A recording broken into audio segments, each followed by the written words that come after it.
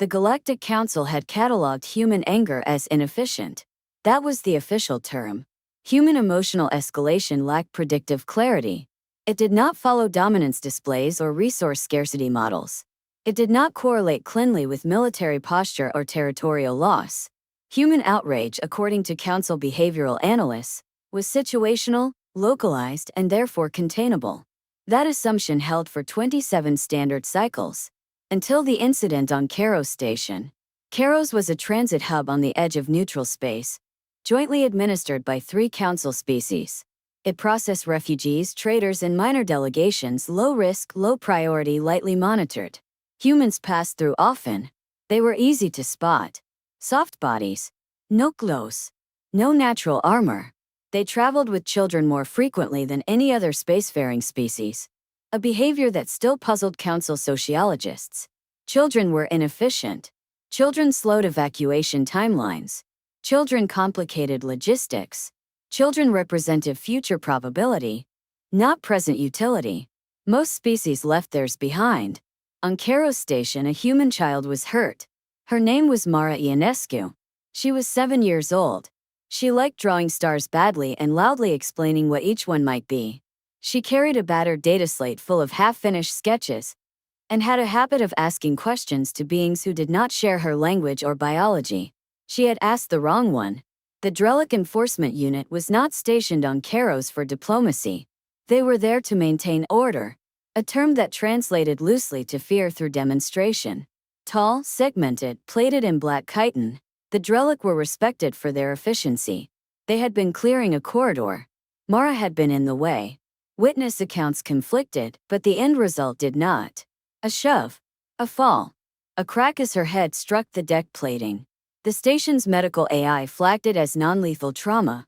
The Drellic officer logged it as incidental contact. The Council archived it as acceptable collateral. Mara's father screamed. That was logged too. Human screams were common in emergencies. They did not warrant escalation. Mara lived. Barely. She lay unconscious in Karos medical bay. Her small body wrapped in sterile white fabric, neural monitors flickering with unstable patterns. Her brain swelling was under control for now. The doctors said she might wake. They did not know if she would remember who she was. Her mother never left the bedside. Her father left the station. No one stopped him. There was no protocol for that. 2 days later, the first human ship arrived. It was not a warship. It broadcast medical clearance codes and humanitarian registry identifiers. It requested docking permission in the calm, precise tone humans used when asking for things they were going to do anyway. Carol's control hesitated, then granted clearance. More ships followed. Search and rescue vessels. Engineering platforms. Civil. None carried heavy weapons. None raised shields. They docked. They unloaded supplies. They helped refugees who were not human. They repaired failing station systems without being asked. They did not mention Mara. That came later. The Council observer assigned to Karos, a thin-limbed avian species named Fescal, felt unease for the first time when he noticed the pattern. Humans were not leaving. They rotated crews. They brought food. They set up child-friendly zones in refugee sections that had never had such things before. They smiled. They spoke softly. They asked questions. Is there anything you need? Are your young safe? When was the last maintenance cycle on this habitat ring? Fescal reviewed the station logs twice. No demands. No ultimatums. No threats. Just presence. On the 4th day, a human delegation formally requested a council hearing. Not about the incident. About standards of enforcement conduct. The request was denied. Human Representative Alina Cho accepted the denial without protest. Understood, she said. Then we'll wait. For what? Fescal asked, genuinely confused. Cho met his gaze. For you to notice, she replied. The Drellic officer responsible for the incident continued his duties. He was not reprimanded. Why would he be? Human children were fragile. Accidents happened. On the 7th day, the officer's patrol route intersected a human-run medical tent. Inside he saw the girl. Small. Still. Machines humming softly around her. He did not feel guilt. Drellic culture did not assign moral weight to injury inflicted during order enforcement. But he felt something else. Unease. Because the humans in the tent did not look at him with fear. They looked at him with memory. The next day the humans stopped helping. They did not announce it. They simply withdrew. Repairs halted mid-cycle. Medical staff reassigned. Supply chains rerouted. The station's systems began to degrade at predictable, but accelerating rates. Theskel filed a report. The council responded with irritation. Humans are emotional, the speaker said. They will exhaust themselves. On day 10, Mara woke up. She screamed. Not in pain. In terror. She did not recognize her parents. She did not recognize the room. She clawed at restraints that were never meant to hold a child. Her neural scan showed permanent damage. Human doctors used a word the council had no direct translation for. Unforgivable. That same day, every human ship in the sector changed course. They did not flee. They converged. Not on Karos. On Drellic space. Theskel watched the movement charts with growing alarm. These are civilian vessels, he insisted to the council liaison. They cannot pose a threat. The liaison paused. Then why are the Drellic fortresses requesting clarification? Across the galaxy, human communication networks lit up. Not with calls for vengeance. With names. Faces. Stories. Human children hurt on alien worlds. Human children lost in evacuations. Human children dismissed as acceptable losses. The word enough appeared once. Then everywhere. The Drellic Council issued a formal warning. Human ships were approaching sovereign space. The response came from a human rescue coordinator, not a military channel. We're not here for you, the message said. We're here because you crossed the line. On Karos Station, Theskel stood in the observation ring and finally understood the flaw in the Council's models. Humans did not escalate to protect territory. They escalated to protect meaning. And someone had taught them very clearly what mattered most. The first Drellic star went dark 6 hours later. Not destroyed. Evacuated. Human ships had arrived first. The Drellic star went dark without a single shot fired. Council sensors confirmed it within minutes. The system's primary sun was stable. No weapons discharge. No sabotage of stellar mass. No exotic interference. The population, however, was gone. Every habitat ring. Every surface city. Every orbital foundry. Evacuated.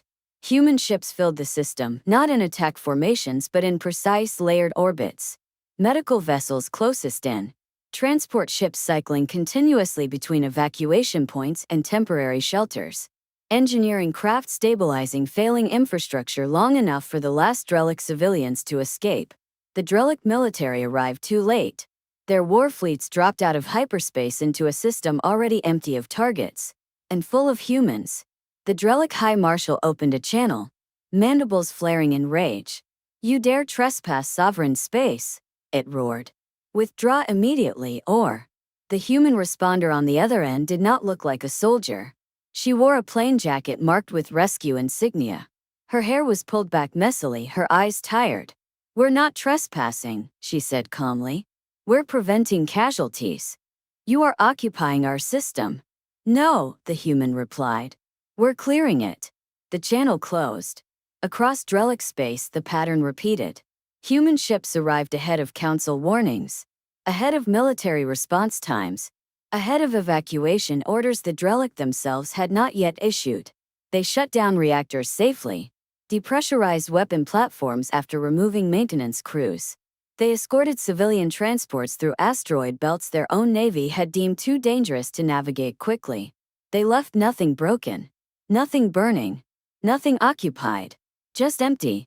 The Drellic Council demanded an emergency session. The Galactic Council complied. This time the chamber was not calm. Probability species could not model outcomes. Predator delegates bristled. Even the eldest members felt something unfamiliar coil in their instincts. Fear. Not of conquest. Of erasure. Zelvar Prime addressed the chamber. Humanity is violating sovereign integrity on a massive scale, the speaker declared. This is an act of war. A human representative appeared on the central projection. Not Ilina Dal. Not Leah Saren. A man this time. Older. His hair streaked with gray.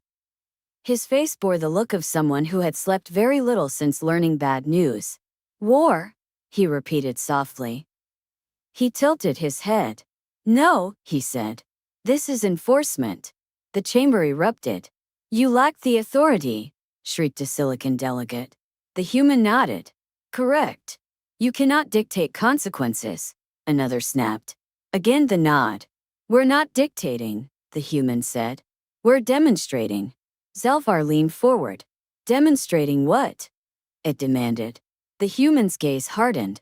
What happens, he said, when you hurt our children? Silence followed. The feats resumed.